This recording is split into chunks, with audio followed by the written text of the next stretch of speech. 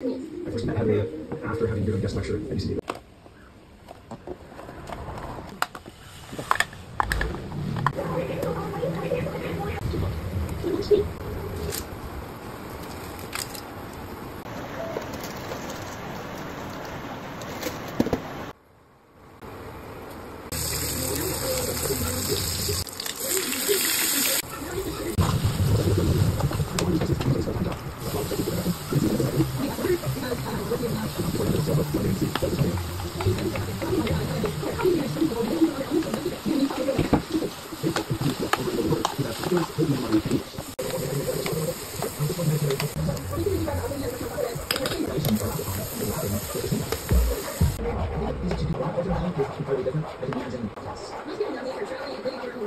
Has a full settled town.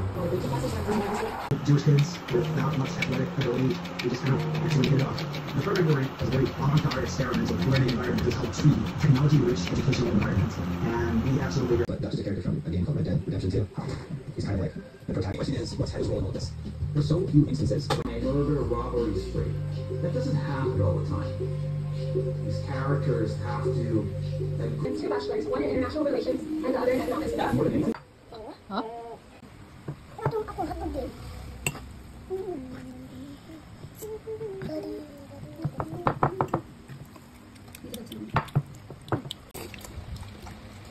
How was it, ate? Anong lasa?